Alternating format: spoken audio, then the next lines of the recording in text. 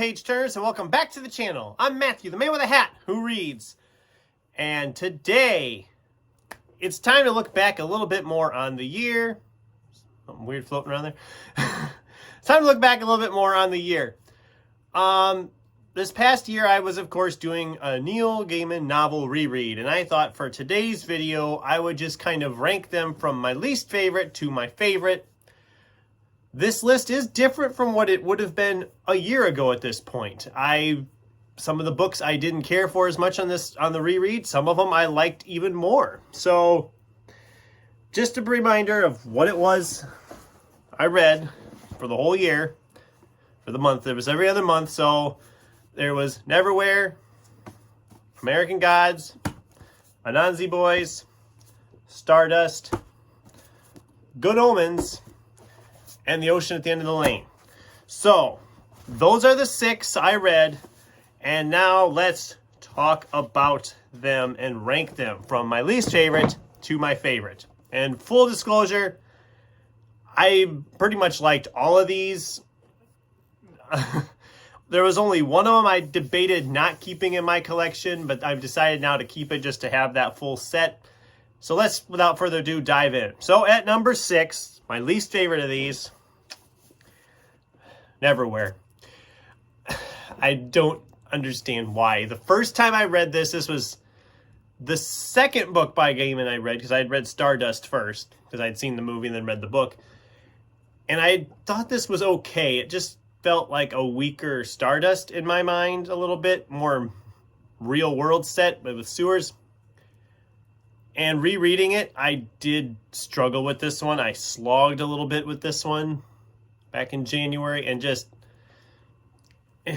I did not love it as much on the reread. I didn't love it as much. I didn't love it the first time, but this time I also didn't care for it as much. The main character of Richard, I just don't find him as an interesting character. The world is interesting, but we don't see enough of it. And I know he's writing a sequel, and I will check out the sequel, obviously. But out of what I read this year of the Neil Gaiman stuff, this was my least favorite. At number 5, American Gods. Now, here again, this is a fun story with this one. If you'd asked me a year ago my favorite Neil Gaiman novel, I would have either said Stardust or this one. I loved this book the first time I read it, or at least that's what my memory was telling me, is how much I loved this book.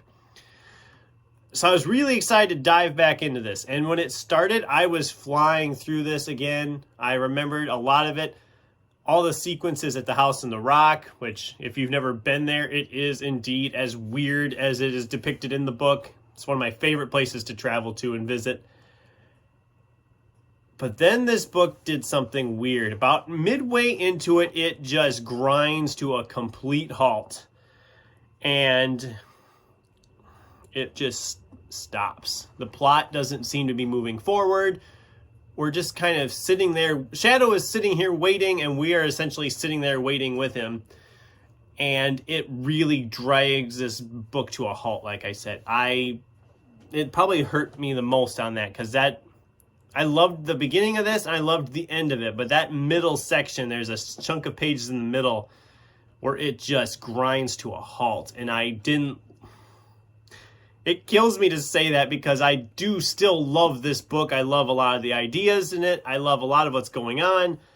It just feels like that middle really grinds it, and it knocked it from the top spot. I still really like it, but it's not my top one from him anymore. It's a little too long. And number 4 is just a little too short. The Ocean at the End of the Lane was in 4th for me. I really enjoy this story, but it's really small. It's really fast read, and I wanted more from the characters. I wanted more from the world. I really liked this. I just wish it was just a little bit longer, but it is a good, really good story. I'm just nitpicking it at this point. I really liked this book again, and I still love it. It's one of his best, obviously. It's number 4 in my ranking, but I still really loved this. I just want it to be a little longer. It's just a nitpick for me. So Okay, number 3, this depends on how you look at it, because this is technically him with Terry Pratchett, and this is Good Omens. I loved this one. I mean, you have an angel and a demon that have been living on Earth, and they find out the apocalypse is meant to be coming, and they don't want it to happen, and they've lost the Antichrist, and it is just hilarious. The fantasy is fun. The humor is great. Everything about this is a blast. I really enjoyed this. It's probably my favorite Terry Pratchett novel. I've read all the Discworld stuff, but it is up there above them, I think, even because it just feels so well told. It's well written. The whole story is fun. Like I said, the humor is fun. It's unbelievably fun, and I really enjoy it. At number 2, I know there's no real mystery here anymore because there's only 2 books left, so you know what's coming, but at number 2 was Stardust. I still loved this story. I still love the movie. I still love all the characters, all the situations. As I said in a different video, I think the movie's just a tad bit better than the book just because of the climax, but I still really love this book. I love this story. It feels like a nice little fairy tale. It's just really well told. The world on the other side of the wall is amazing. It's all detailed very well. The characters are all wonderful characters. They're all well-developed characters. I just really love this book. But number 1, the big surprise for me was Anansi Boys.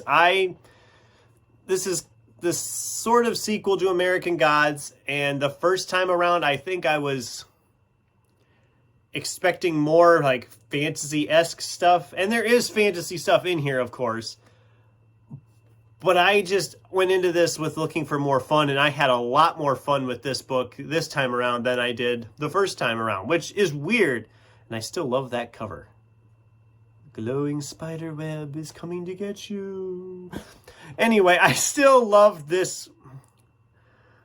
I liked the book before, but I loved it so much more now. And this was probably down there at the bottom with Neverwhere if I was going to rank them before I reread them all. And it's now my top 1, so go figure.